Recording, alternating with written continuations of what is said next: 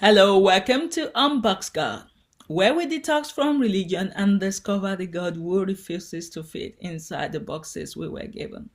I'm Tolu Sarah Johnson, and here we explore who God really is, beyond fear, beyond formulas, and beyond everything we were taught to perform. If you're hungry for a real relationship with Him, you are in the right place. Let's dive in. Wow. We've got to the last chapter of this parable within the theme of preparation, the faithful servant, the final measure, obedience when no one is watching. Jesus does not end the preparation journey with terror. He ends it with clarity. After awakening, waiting, discerning, counting, surrendering, stewarding, bearing fruit, responding to invitation, enduring separation, proving love, and facing finality.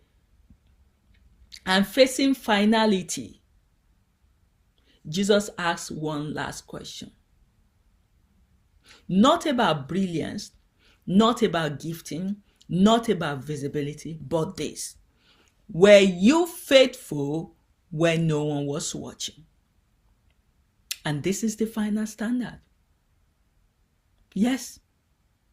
After we've journeyed from awakening to waiting to discerning to counting to surrendering to stewarding to bearing fruit, responding to invitation, enduring separation, proving love, and facing finality, He's asking you, were you faithful when no one was watching you? This is the final standard. And I hope that this blesses your heart. The Bible verse for this is Matthew 24, verse 45 to 51. It says, "Who then is the faithful and wise servant, whom the master has put in charge of the servants in his household to give them their food at the proper time? It will be good for that servant whose master finds him doing so when he returns. Truly I tell you, he will put him in charge of all his possessions.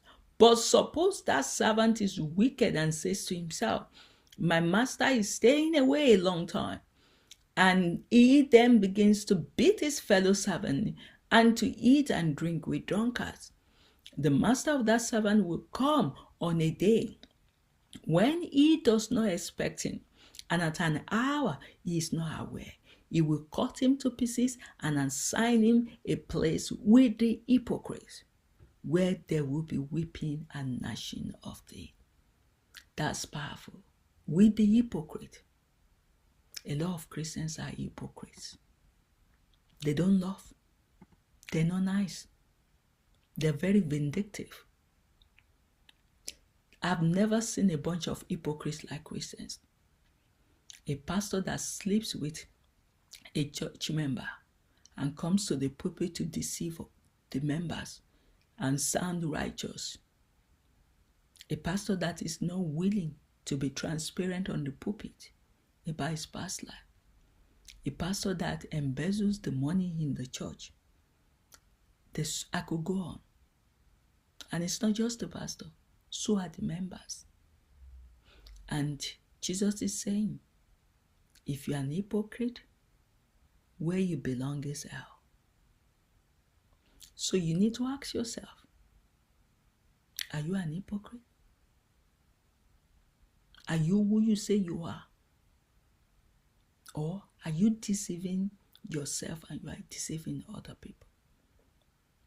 Why pointing fingers to that gay when you are a fornicator yourself?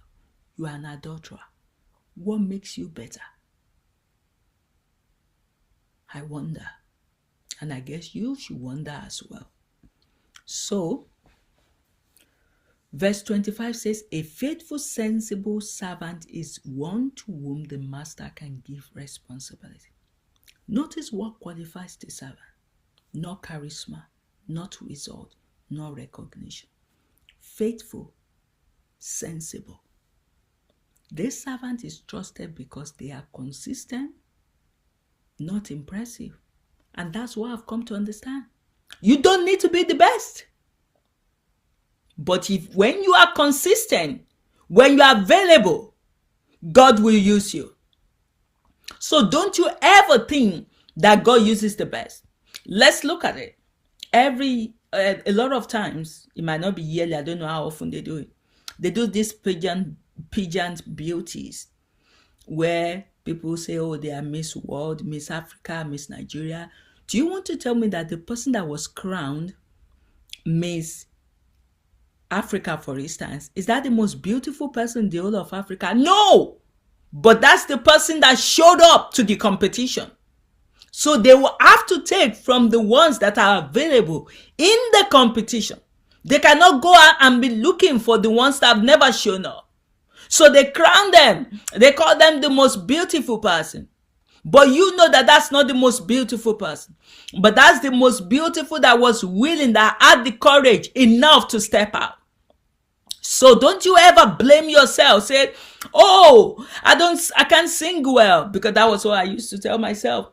Few people have told me, Tolu, record your worship because you've got like the anointing of God on your voice. And usually I say, no, I'm not doing that because I'm not good at singing. Then, maybe 5 or 6 days ago, I just had this instinct in my spirit. Why don't you record one and let's see? I didn't expect anyone to comment. Then I got 2 people that I never knew before comment on how he's blessed them. I'm not the best. I've not got the best voice. I don't even have singing voice. But I made myself available. So, preparation ends here because faithfulness is what everything has been praying for you, has been preparing for you. Do you want me to repeat it? Preparation ends here because faithfulness is what everything has been preparing you for. So are you faithful in the little? Or are you looking for a big platform to demonstrate your life? The servant is given charge over others. Authority is not granted first. It follows faithfulness. The servant was faithful before more authority was handed over. And Jesus shows us that preparation is never about position. It is about trustworthiness. And when God can trust you, whether you are the best or not the best, He will use you. Those who manage well when unseen are entrusted with more when revealed. That is my husband's life. He lived a life on earth unseen. He has so many giftings. He was very deep spiritually. When he speaks, you think he's in delusion, but you are the one in delusion because you are the one that's not got close relationship with God like he has. Now, he's been entrusted with more in heaven that is now revealed to everyone. But no one saw the time of God testing his faithfulness. People only see when things are revealed. People don't see the price that you've paid behind the scene. So, continue to be faithful in the little. Don't compare yourself with somebody else. Don't think God does not recognize you. Do not think that you are eating.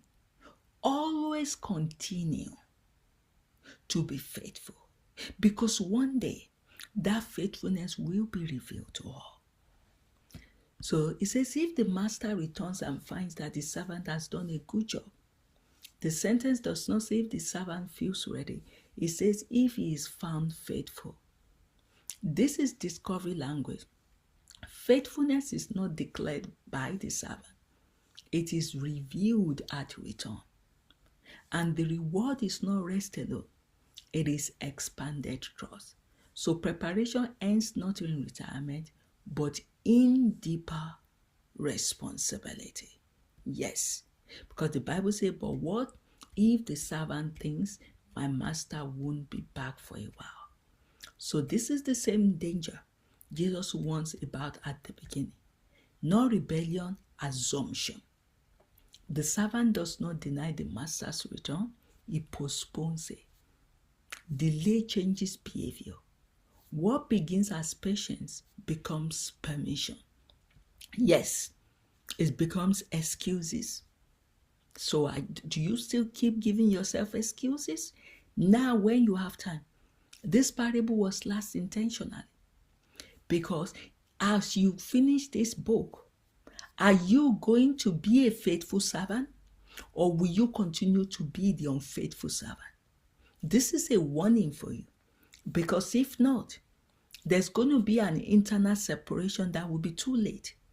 The parable of the goat and the sheep, the parable of the rich man and Lazarus, the parable of the tare and the wheat. Are you going to go back and examine your life and ask yourself, am I faithful? Because the servant's behavior deteriorates quietly. You don't just shout, oh yes, I'm already walking away from God. No, it happens in a very subtle way. Abuse of others, self-indulgence, loss of restraint. These are all the things that happen today in the church. Pastors abusing their members, members abusing each other. Self-indulgence. I want to have the best car. I want to have the best resources at the expense of other people. And of course, you're teaching people to be covetous. Loss of restraint. How long are you going to spend here that you cannot restrain yourself, that you cannot be disciplined, that you cannot focus? No matter how long it might be, your days are going to go within the twinkling of an eye, and you are before Jesus. And what happens is separation, and it's too late. Not because the master left, not because accountability faded. This was what preparation was always guarding against. It's guarding against you being careless with your soul, with your life. Because one day, the master is going to come back and he will ask you to give accountability. So the master will return unannounced. All those separation you've read earlier on, the master will return. This brings us full circle. Jesus ends where he began. The return is unexpected. The timing is unknown. The test is ongoing. Judgment here is not arbitrary. It is exposure. What the servant truly believed was revealed by how they lived in delay. You want me to repeat that? What the servant truly believed was revealed by how they live in delay. Live every day as if Jesus is coming tomorrow. And don't even live right because Jesus has asked you. Live right because it is loving. It is right to treat other people right. You want to be treated well, so treat other people well. Deny yourself. Give your time, whatever little way you can, to God. Love him. Show him love like he has shown you. He needs more children that will go out there and be his voice to his children. Are you going to arise to the occasion? Are you going to be one of that servant? Every parable has been moving towards this moment. We started from awakening taught vigilance, waiting sustained readiness, discernment aligned timing, oil revealed inner formation, cost demanded resolve, surrender released control, stewardship tested trust, fruit exposed transformation, invitation measures urgency, separation revealed identity, love proved faith, finality closed opportunity. Now Jesus asks the simplest and hardest question. Were you faithful with what I gave you until I return? That question, we will all need to answer it one day. As we close, let's close with this analogy. The caretaker of the estate. Imagine an estate owner leaving for an extended journey. One caretaker maintains the grounds daily, repairs what breaks, feeds those entrusted to him, keep things in order quietly. Another assumes the owner will be gone a long time, neglects the work, uses the house for himself, and when the owner returns, there is no argument. The estate tells the truth. This is what Jesus is teaching. And the last question God asks. God does not ask, were you impressive? Were you admired? Were you gifted? Were you the best well-spoken? Were you anointed? He asks, were you faithful? And that's the most important thing you need to focus on. Faithful when unseen, faithful when delayed, faithful when uncelebrated. Yes. And that is what you'll be asked in the end. So, preparation ends, faithfulness remains. Preparation was never an end in itself. It was shaping you into someone who could be trusted. Even when time stretched and no one applauded, Jesus ends this preparation theme here because nothing comes after faithfulness. Faithfulness is the measure that stands when everything else fades. And when the master returns, the prepared servant is not afraid. I am not afraid. Jesus can come today. I am not afraid. I know I'm living my destiny. I know I can say I'm at peace with God, just like my husband said. Because their life has already been answering the final question all along. Your life will answer that. You don't need to speak. Your reward, your outcome will expose who you were. So, I hope you've been blessed by these 15 parables, and I'll see you in the conclusion. God bless.